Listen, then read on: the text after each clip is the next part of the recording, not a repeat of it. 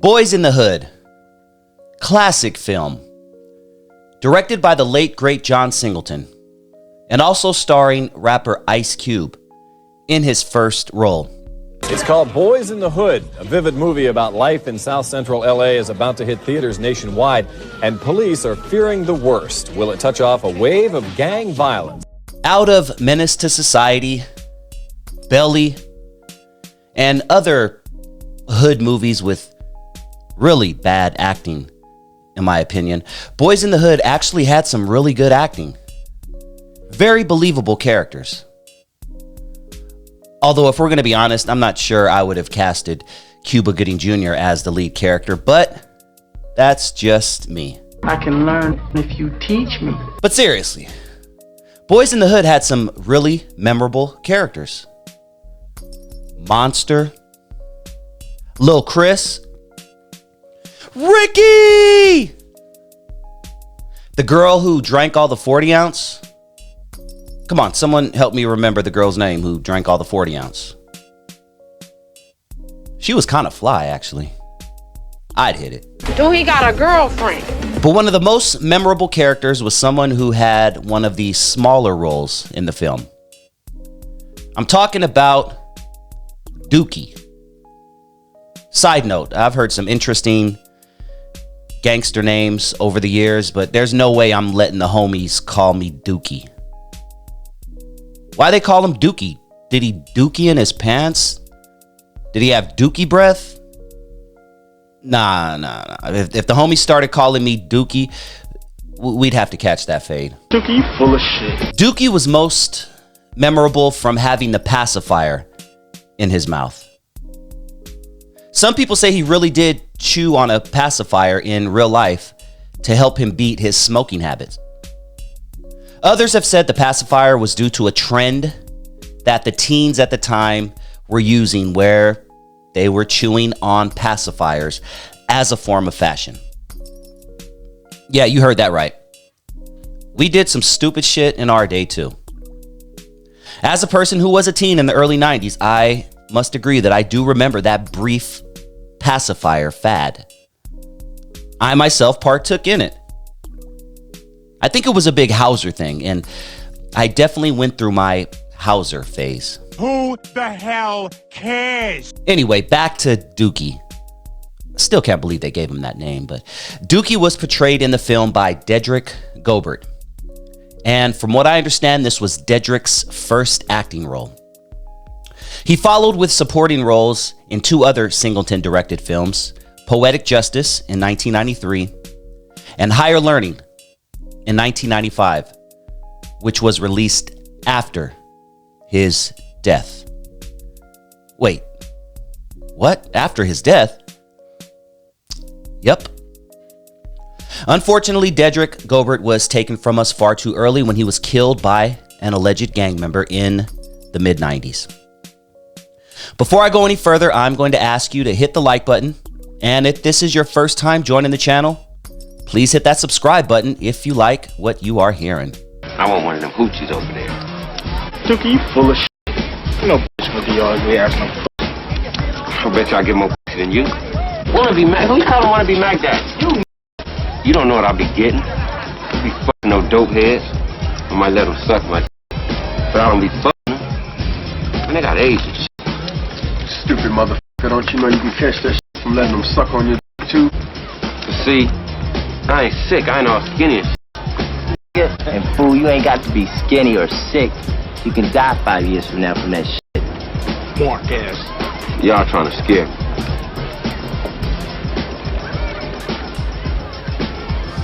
No, but can you really get that shit from letting them suck on your On November 19th, 1994, Gobert was fatally shot during a fight with several gang members in Miraloma, California.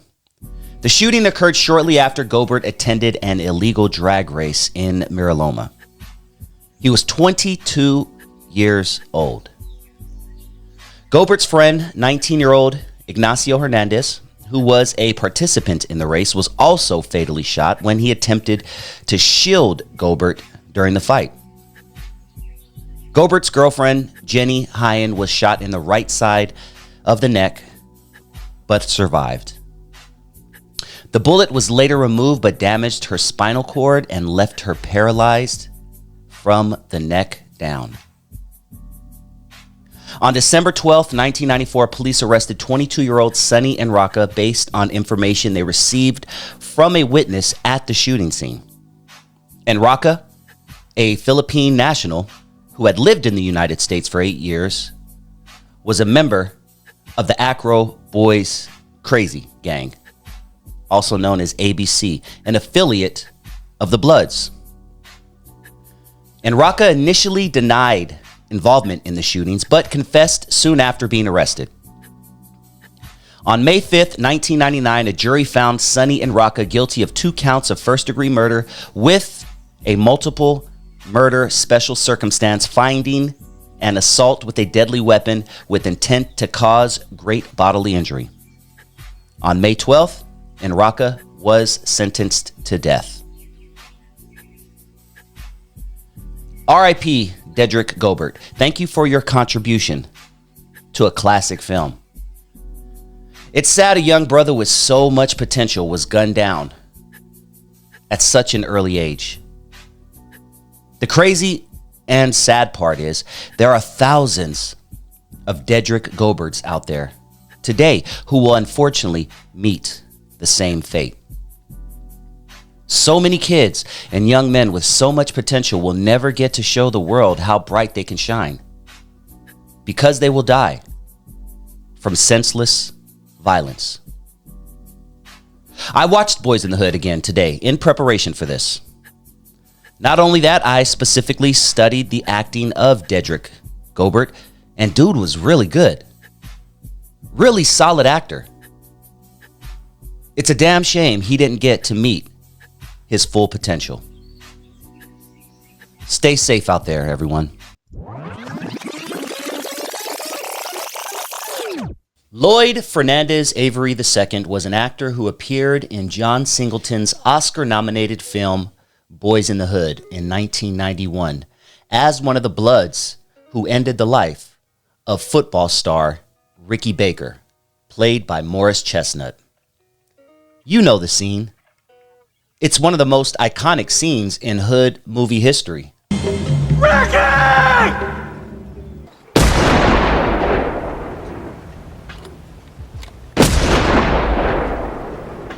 The story of Lloyd Avery II, the man who played this role, is a very interesting one. One that ended tragically on September 4th, 2005.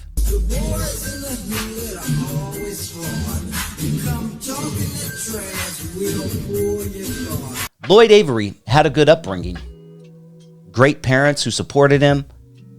He lived in a nice neighborhood.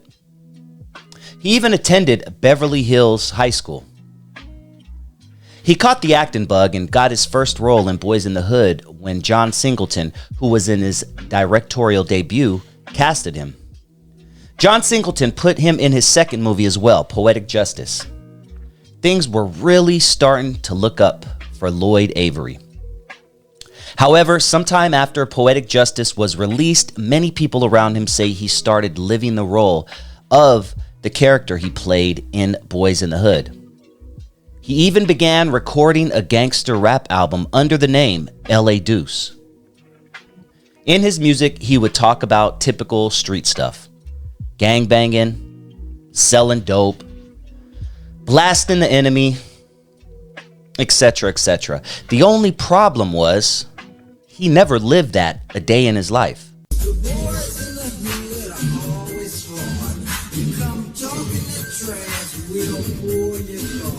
He jumped more and more into this character, so much so that he then moved to Baldwin Village, aka the Jungles, to further his new image he was portraying. He began hanging out with local gang members, getting into trouble here and there. He then got a face tattoo that said Jungles over his eyebrow. It is even documented that he was involved directly in a couple of shootouts during this time. Far cry from his Beverly Hills High School upbringing.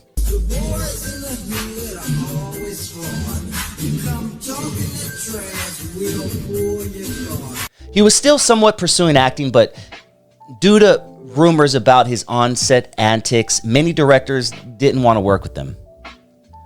So the movie roles were few and far between.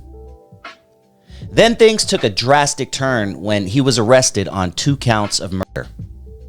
One, a woman he was allegedly arguing with, then a man shortly thereafter. Both died due to their injuries. Avery was found guilty and sentenced to life in prison. He was then sent to one of the country's most dangerous facilities, Pelican Bay. At this time, Avery saw that as a badge of honor.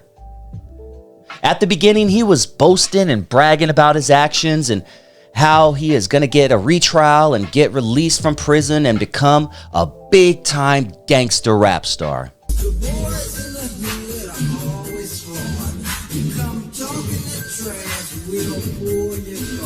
However, his mindset turned for the better, and while locked up, Avery began to change his ways. He became a Christian and started leading prayer groups, praying for people to follow the path of Jesus Christ, just like he did. It's said that he would go around from cell to cell trying to convert people to Christianity. One of those people he tried to convert was his cellmate. However, there was one small problem. His cellmate was a Satanist, and he wasn't trying to hear any of that Christian talk. One day, September 4th, 2005, Lloyd Avery returned to his cell to see his cellmate praying on the ground in front of a pentagram, a 6-pointed devil star. Lloyd and his cellie started to discuss Jesus and the devil. Things began to get real heated when suddenly the Satan-worshiping cellie put Lloyd Avery in a chokehold, eventually taking his life.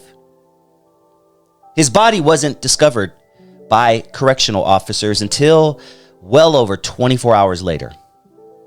All that time, Lloyd's cellie was using his blood to draw pentagrams on the walls of the cell. The man who killed Lloyd Avery was never... So anyway, we meet Dookie and his pacifier, and we also get reintroduced to Chris, Lil Chris, who was the one that got arrested with Doughboy shortly before they fast forwarded. And this time, Chris is in a wheelchair. And right away, watching that at 13, I got it. Boom. Chris was involved in gang activity, or he was at the wrong place at a wrong time.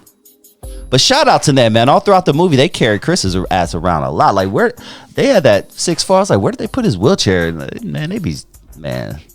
Anyway, we'll get to Chris later. But yes, we get introduced to everybody. We also get reintroduced to Trey, played by Cuba Gooding Jr. He go to Wall Street too?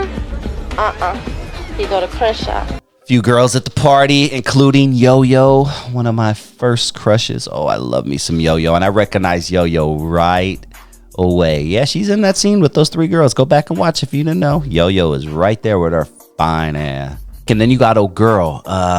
What's her name?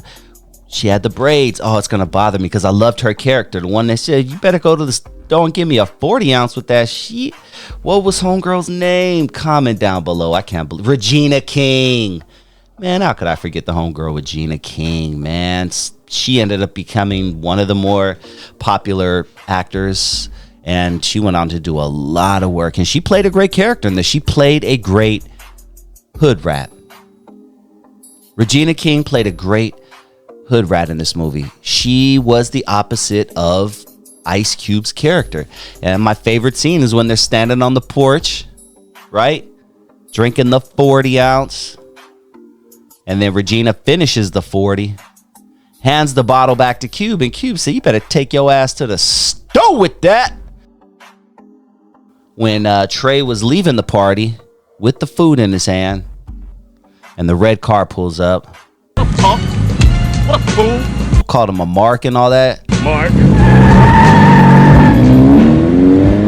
Mark doesn't get used a lot. I still hear Buster, but I don't hear Mark. Buster was big back in the 90s too, but Mark, I don't hear that word too much. But what up, Mark? He called him a Mark. Mark was like, you're a Buster.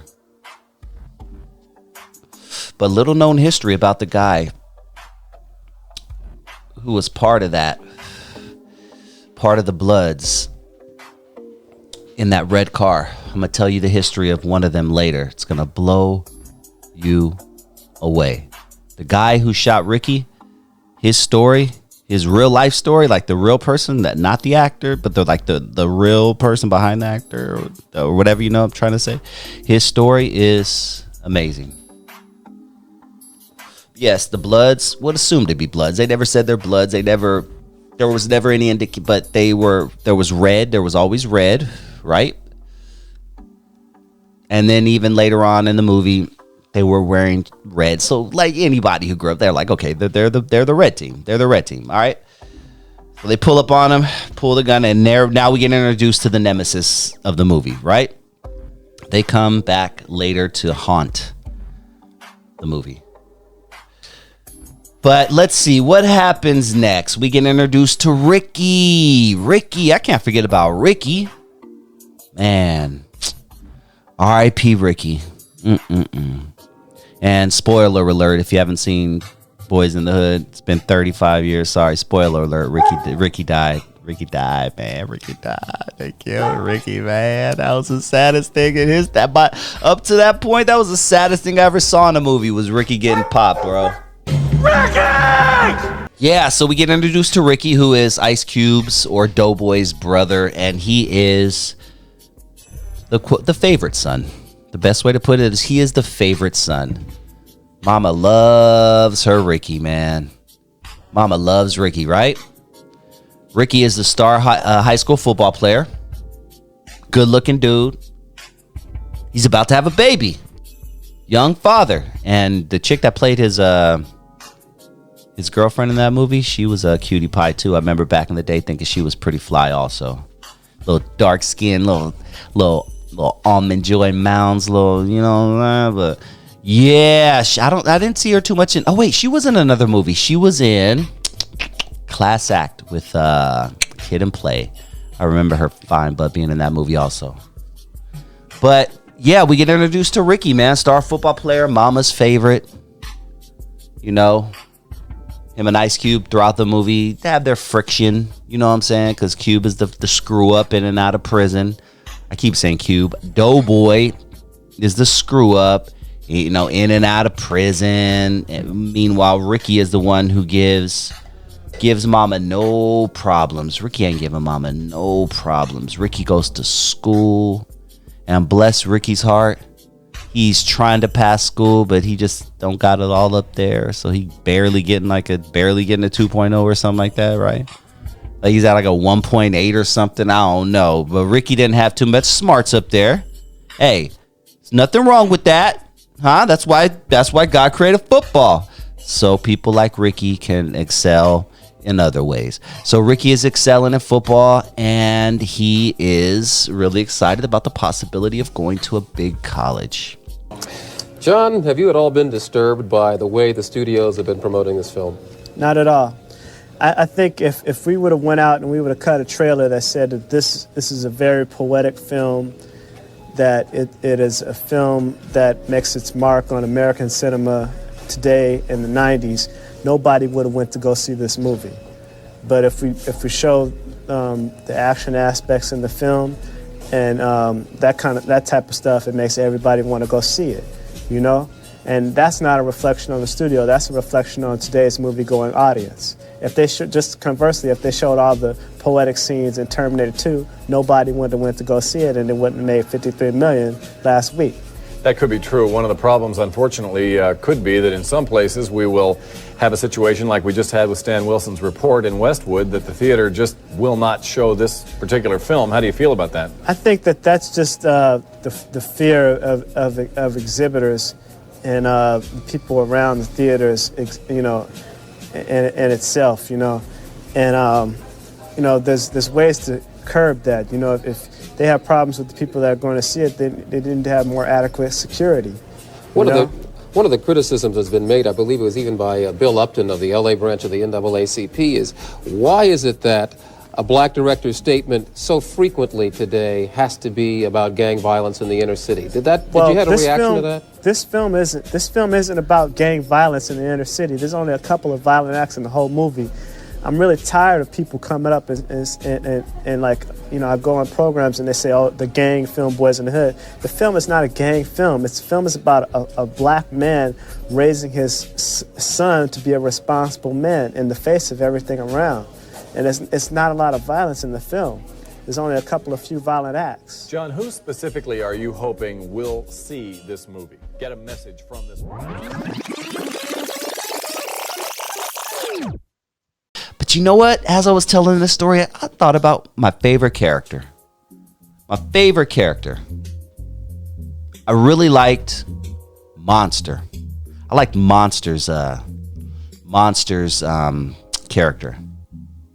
Monster was a great character. Monster made me believe. I believed Monster.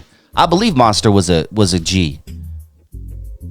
Come to know he was just a really good actor. But Monster, I felt so happy at the end. And keep in mind, I'm a 13-year-old ding dong, so I'm cheering on black on black, you know, ending of life. But I remember at the end, man, watching Monster. When Monster took out Homeboy, he said, "Hit the lights, nigga." And then Monster just boom, and it popped Homeboy, and then Cube walked up on him. "Turn your punk ass over." And then boom, because they took Ricky, man. They took Ricky, bro. And Lil Chris showed up late when they shot Ricky. Because Lil Chris had the wheelchair. They didn't throw they didn't throw Lil Chris in the back of the lack, man. In the back of the Impala, man. So Ricky got there like 3 days later. I mean, Chris got there like 3 days later.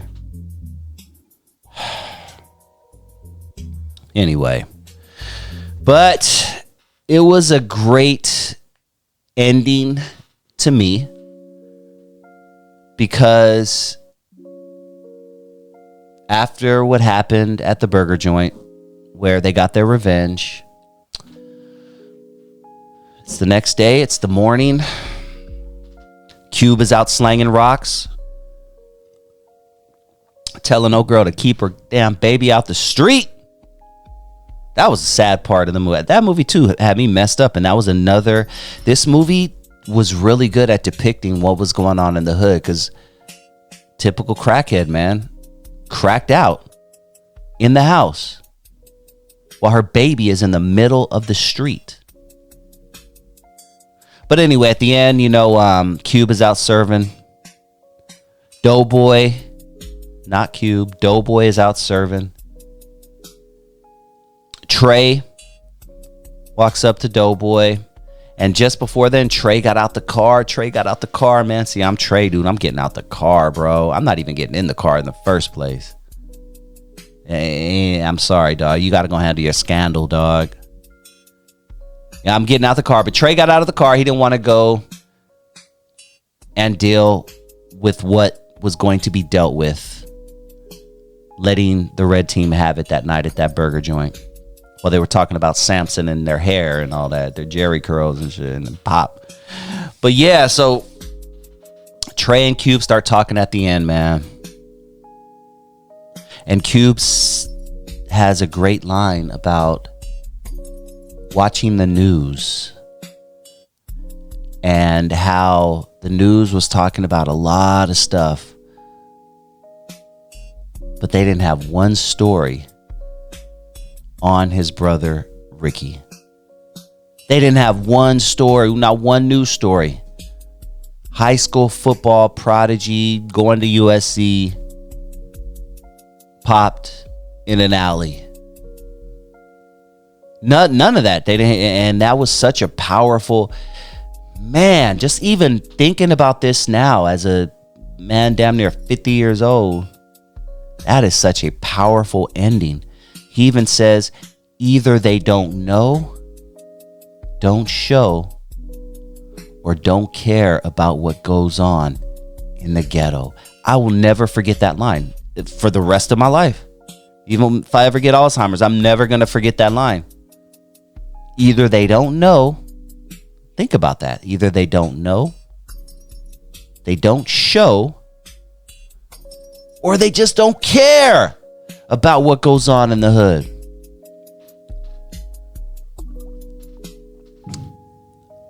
As a man pushing 50 years old, I think it's they don't care. They know what goes on in the hood.